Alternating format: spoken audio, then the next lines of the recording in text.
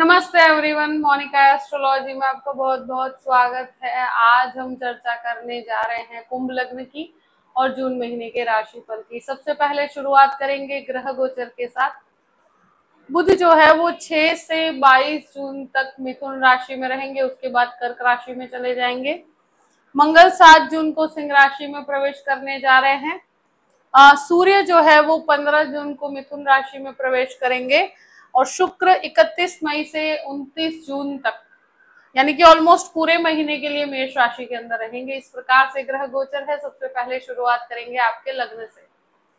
कुंभ लग्न और लग्न का स्वामी बनता है शनि। शनि द्वितीय स्थान में है, लग्न में राहु है और यहाँ 7 तारीख के बाद मंगल का भी दृष्टि संबंध आपके सप्तम दृष्टि से आपके लग्न को देखेंगे। मंगल पहले अष्टम दृष्टि से देख रहे थे, तो मंगल का दृष्टि संबंध आपके लग्न से जुड़ा हुआ है। लग्न के अंदर राहु का होना, देखिए व्यक्ति बहुत ज्यादा फाइनेंशियली पॉजिटिव होने की कोशिश करता है, अपने फाइनेंसेस को लेकर बहुत ज्यादा स्ट्रेस लेता है। लग्न लॉर्ड द्वितीय स्थान में है तो अपने सेविंग्स को लेकर परेशान रहता है या सेविंग्स बिल्कुल हो नहीं पा रही है, इस वजह से परेशान होता है। तो ये समय के अंदर आपका पूरा ही ध्यान फाइनेंशियल प्रोस्पेरिटी पे रहेगा। कैसे ज्यादा पैसे कमाए जाए, कैसे पैसों को लेकर आप बहुत ज्यादा पॉजिटिव फील कर सकें। दूसरी चीज, राहु लग्न के अंदर होता है तो व्यक्ति थोड़ा सा कंफ्यूज्ड भी रहता है कि कैसे किया जाए, क्या करूं मैं जिससे मैं परिस्थितियों को ओवरकम कर पाऊं, परिस्थितियों को बेहतर बना पाऊं। ये चीज है कि मंगल के दृष्टि संबंध की वजह से कह रही हूँ कि सबसे पहली चीज कि कभी भी झूठ बोलने की प्रक्रिया मत रखिएगा जो भी काम करते हैं, क्योंकि राहु की टेंडेंसी है कि कभी परिस्थितियां ऐसी क्रिएट होती है तो वो अपने बेनिफिट्स के लिए झूठ बोलने की एक टेंडेंसी क्रिएट करता है व्यक्ति के स्वभाव में। तो कहीं पर भी आप जो भी काम करें ना तो सच का साथ देके कीजिएगा, अपनी पॉजिटिविटी को खत्म मत कीजिएगा। यहाँ एनर्जी काफी स्ट्रांग रहेगी। इस समय में बहुत सारा काम होगा या बहुत ज्यादा थॉट्स दिमाग के अंदर रहेंगे, तो इसकी वजह से थोड़ा सा स्ट्रेस हो सकता है। बहुत ज्यादा कहते हैं ना कि ओवर प्रोफेशनलिज्म या करियर का बहुत ज्यादा एक स्ट्रेस लेने की प्रक्रिया रहेगी, तो आपके मन के अंदर ये विचारों की वजह से है। बाकी एक तरह से देखा जाए तो इस समय में आप बहुत, अगर आप आईटी क्षेत्र में हैं या कहीं पर भी मेडिसिन का काम करते हैं, कोई टेक्निकल काम करते हैं, तो बहुत अच्छा काम कर पाएंगे, अपने आप को बहुत अच्छे से प्रूव कर पाएंगे। मगर मंगल का ये जो दृष्टि संबंध है व्यक्ति को डोमिनेटिंग बना देता है, बहुत ज्यादा अग्रेसिव बना देता है। तो इस समय में एक ही चीज है कि आप अपने काम पे फोकस कीजिए और आप अपने आप को परफेक्ट बनाने की कोशिश कीजिए। यही आपका मेन पॉइंट है कि जिसके ऊपर आपको ध्यान देना है। कंफ्यूजन मत रखिए, जो काम करना है उसी के पीछे आपको मेहनत करनी है। द्वितीय भाव की बात कीजिए, द्वितीयेश जो है वो आपके पंचम भाव में है, शनि यहाँ पर स्थित है। देखिए वाणी के अंदर एक मैच्योरिटी डेफिनेटली देखने को मिली है। यहाँ पर जो परिस्थिति है, मंगल का और शनि का एक तरह से दृष्टि संबंध भी है, तो फैमिली इश्यूज को लेकर कभी कोई भी विवाद होता है तो वहां पर थोड़ा सा वाणी हो सकता है कि बहुत कड़क लैंग्वेज का आप यूज करें। मगर अगर प्रोफेशनल फ्रंट पे कहा जाए तो आप वाणी को बहुत ही पॉजिटिवली यूज करेंगे, अपनी वाणी से बहुत पॉजिटिविटी आपको प्राप्त होगी। यहाँ जो फैमिली रिस्पॉन्सिबिलिटीज शायद हो सकती है, बच्चों के एजुकेशन की कुछ रिस्पॉन्सिबिलिटीज हो सकती है। यहाँ सेविंग्स जो भी होगी तो उसको लॉन्ग टर्म इन्वेस्टमेंट के हिसाब से अगर आप सोच के चलेंगे तो उसके अंदर आपको लाभ प्राप्त होगा। तृतीय भाव की बात करते हैं। देखिए तृतीयेश मंगल बनकर सप्तम भाव में है, शुक्र यहाँ पर स्थित है। शुक्र आपके लिए भाग्य का स्वामी बनकर है, तो ट्रैवलिंग से लाभ है। आप जो भी इनिशिएटिव लेते हैं वहां पर पॉजिटिविटी देखने को मिलेगी। 7 तारीख के बाद एक तरह से आपके काम के अंदर आपको पॉजिटिविटी यहाँ पर देखने को मिलेगी। एक लोगों के साथ जुड़ना है या कोई भी बात करते हैं या कोई भी बात को आगे बढ़ाते हैं, जॉबलेस है, अगर जॉब की प्राप्ति करना चाहते हैं तो ऐसी परिस्थिति में मैं एक ही चीज कहूंगी कि 7 तारीख के बाद आप प्रोफेशनल फ्रंट पर बहुत अच्छा काम कर पाएंगे। आपका इनिशिएटिव जो होता है वो नोटिस किया जाएगा, तो ये एक बेहतर परिणाम कहूंगी मैं। ब्रदर सिस्टर रिलेशनशिप के अंदर बहुत ज्यादा पॉजिटिविटी नहीं है। अब बात करते हैं आपके सप्तम भाव की। सप्तम भाव का स्वामी जो है वो यहाँ पर तृतीय भाव में है। सप्तम भाव में सूर्य है। शुरू के 15 दिन सूर्य शनि का दृष्टि संबंध रहेगा। ये एक परेशानी का कारण है, क्योंकि सूर्य शनि का दृष्टि संबंध यहाँ पर मानसिक बोझ बनाता है, स्ट्रेस देता है, मन पे एक चिंता घबराहट देता है। तो ये हो सकता है कुछ फैमिली इश्यूज की वजह से हो या फाइनेंशियल इश्यूज की वजह से हो, मगर एक स्ट्रेस यहाँ पर बना रहेगा शुरू के 15 दिन। 15 तारीख के बाद आपके मन के ऊपर एक रिलीफ यहाँ पर देखने को मिलेगा। दूसरी चीज मैं कहूंगी कि अगर कोई भी प्रॉपर्टी संबंधित काम करना चाहते हैं तो इस महीने वो चीज के लिए आप आगे बढ़ सकते हैं।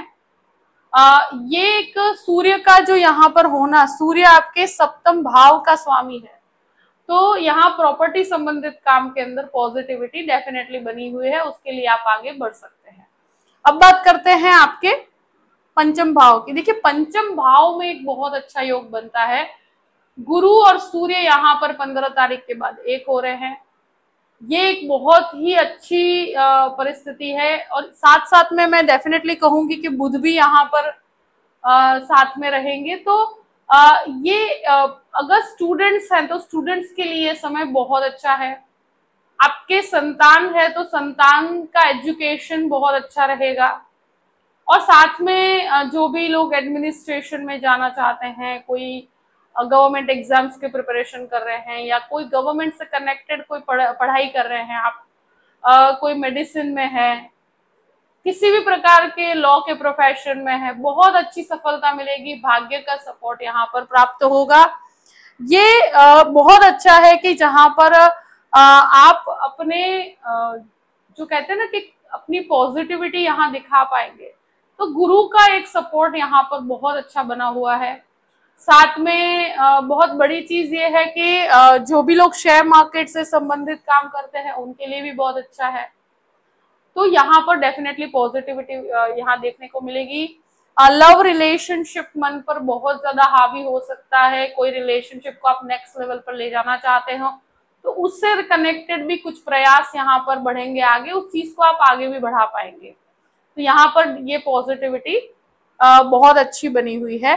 6th हाउस की बात करते हैं। 6th हाउस में मंगल अब यहाँ से हट जाएंगे 7 तारीख तो 60 तारीख के बाद अगर एक तरह से कहा जाए कि अगर कोई लोन से संबंधित समस्या है, लीगल बैटल कोई चल रहा है, तो वहां पर आपको थोड़ा रिलीफ मिलेगा।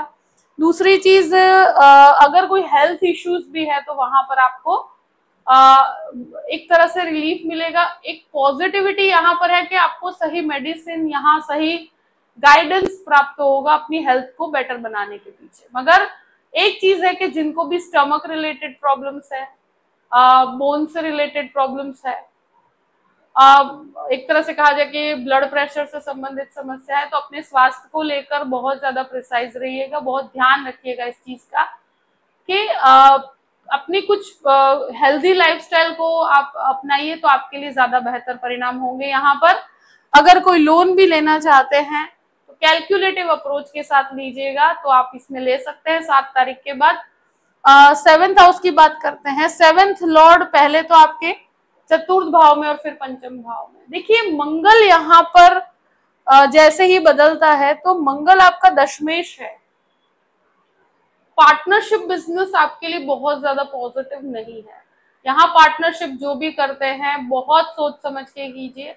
मैं एक चीज डेफिनेटली कहूंगी कि मंगल और केतु यहाँ पर होने पे काम बहुत ज्यादा एनर्जेटिक रहेगा, मगर फाइनेंशियली किसी पर बहुत ज्यादा आप डिपेंडेंट नहीं रह सकते, बहुत ज्यादा विश्वास नहीं कर सकते पार्टनरशिप में। गृहस्थ जीवन में ये मंगल बदलने पे सबसे बड़ी चीज ये है कि जो ऑलरेडी मैरिड लोग हैं उनके बीच थोड़ा सा ईगो क्लैश यहाँ पर देखने को मिलता है। गृहस्थ जीवन में बहुत ज्यादा शॉर्ट टेम्पर्ड नेचर रहेगा, बहुत ज्यादा छोटे मोटी चीजों में लड़ाई झगड़े होंगे, बहुत ज्यादा बढ़ेगी नहीं परिस्थिति, मगर झगड़े विवाद यहाँ पर नजर आते हैं 7 तारीख के बाद, तो वहां थोड़ा सा आप अंडरस्टैंडिंग रख के ही काम करते हैं तो अच्छा है।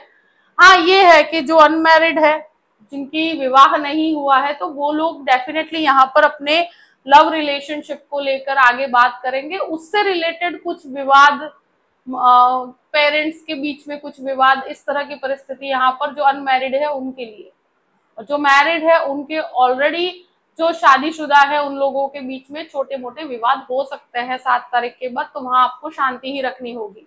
अष्टम भाव की बात करते हैं। अष्टमेश जो है वो पंचम भाव में और फिर छठे घर के अंदर रहेंगे। देखिए, जो रिसर्च बेस्ड एजुकेशन है, मेडिसिन, आईटी, इन सभी चीजों के लिए एक बेहतर परिणाम कहूंगी मैं। 6 से 22 जून का समय आपके काम के लिए बहुत अच्छा रहेगा। अब बात करते हैं नवम भाव की। नवमेश जो है वो तृतीय स्थान में है। यहाँ पर ट्रैवलिंग से लाभ है, आध्यात्मिक ट्रैवलिंग के अंदर भी आप आगे बढ़ सकते हैं। स्पिरिचुअली जो भी अच्छे काम है उसके अंदर आपका योगदान अगर देना चाहते हैं तो ये भाग्य के अंदर बढ़ोतरी करने का काम करेंगे। अगर कोई मास्टर लेवल एजुकेशन, बहुत ही हायर लेवल का कोई एजुकेशन लेना चाहते हैं, उसके लिए आगे बढ़ना चाहते हैं, तो ये समय आपके लिए पॉजिटिव कहूंगी मैं। पिता का सपोर्ट आपको यहाँ पर प्राप्त होगा। 10th हाउस की बात करते हैं। 10th लॉर्ड यहाँ पर सप्तम भाव में, यहाँ से दशम भाव को मंगल भी यहाँ से दृष्टि संबंध करते हैं चतुर्थ भाव से, तो प्रोफेशनल फ्रंट पर आप बहुत अच्छा परफॉर्म कर पाएंगे। मगर किसी के कहने पर कहीं पर इन्वेस्ट मत कीजिएगा। अपने बल पर, जो चीज के अंदर आपका नॉलेज है, आपके ज्ञान के ऊपर ही आपको फोकस करना है, और वहां पर आपको पॉजिटिविटी मिलेगी। काम को लेकर बहुत ज्यादा प्रिसाइज रहेंगे, और आई थिंक आपको अपॉर्चुनिटी भी यहाँ पर प्राप्त होगी। 11th हाउस की बात करते हैं। 11th लॉर्ड जो है पंचम भाव में है। यहाँ गुरु अपने खुद के घर को भी देखते हैं, तो इनकम में बढ़ोतरी होगी। कस्टमर्स आपको नए मिलेंगे, नए कॉन्टैक्ट्स मिलेंगे, कॉन्टैक्ट से लाभ होगा। फाइनेंशियली आपके लिए एक अच्छा समय कहूंगी मैं। 12th हाउस की बात करते हैं। 12th लॉर्ड जो है वो द्वितीय स्थान में। देखिए, ये चिंता का कारण है कि जो 12वें घर का स्वामी द्वितीय स्थान में, ये पैसे बचने नहीं देते हैं।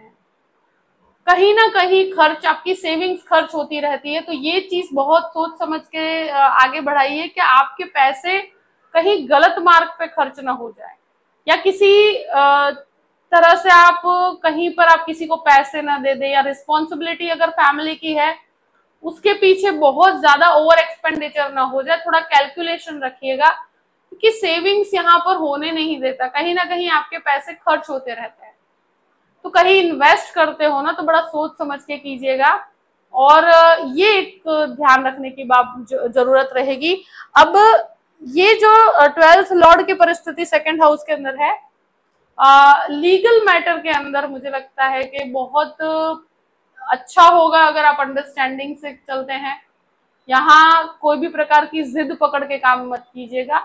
आपके लिए पॉजिटिविटी बनी हुई है, पर यहाँ किसी भी प्रकार की जिद मत पकड़िएगा कि ये चीज को हम इस तरह से ही करना चाहते हैं। जो भी अंडरस्टैंडिंग होकर अपने काम को आगे बढ़ाने की कोशिश कीजिए तो ज्यादा बेहतर है।